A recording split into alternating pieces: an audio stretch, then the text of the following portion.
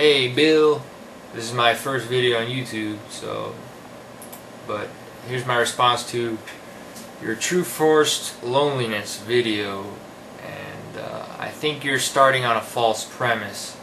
Let me explain why.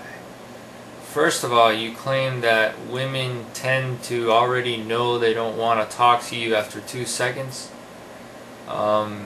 This has nothing to do with you personally, it has more to do with your approach. And I know you're going to say that, oh, well, I've tried them all, I've tried every approach.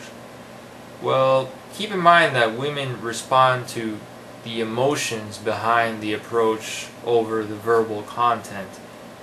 And you probably have tried faking a happy approach. But the key is women know when you're faking a happy approach or an excited approach. The life changes that the gurus are talking about aren't necessarily changes within your own personality, but to bring out the better you.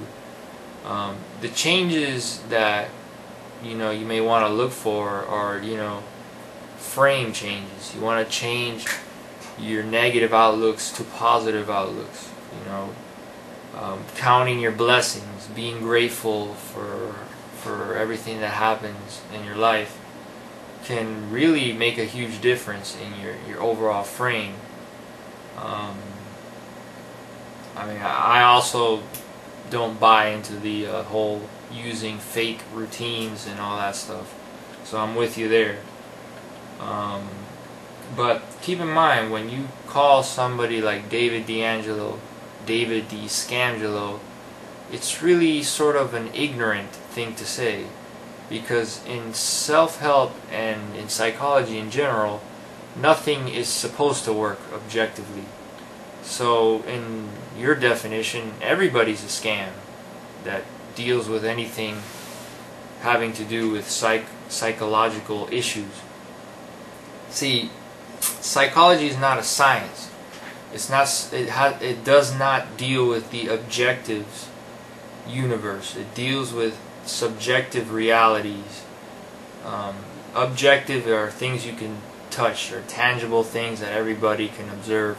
Subjective are things that just work for you.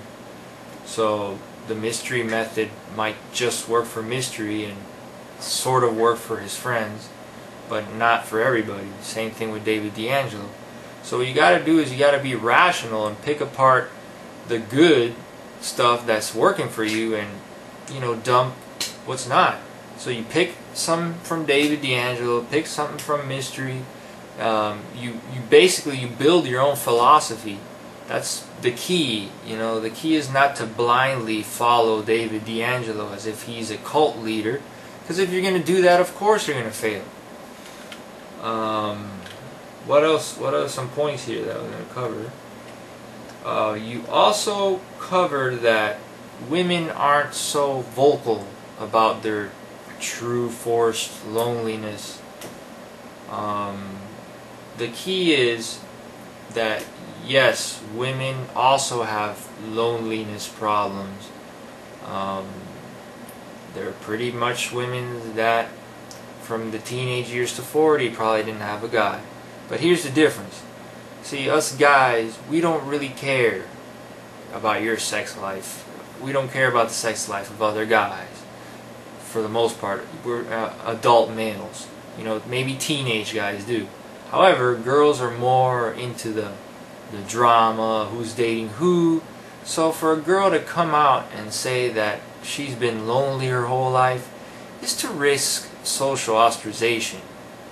Whereas a guy, other people will just tell the guy, well, hang in there, bud, or it happens to me too, and it's all good.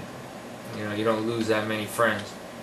Another thing you say, that women reject based on looks, like he was obese, he was too short. No. Women, their criteria is not who looks good, it's who can make them feel good. So that begs the question, how do you make a woman feel good? Well, the easy answer is by feeling good yourself. And no, I don't mean feeling good as in, a little tiny bit. You need to really, really feel good about life in general. A positive outlook on life. So, if you can find yourself living in a carefree world of lily, flowers, and mini-me porn stars, you'll be attracting women left and right. Guaranteed. Alright, so I hope this helps. Peace out.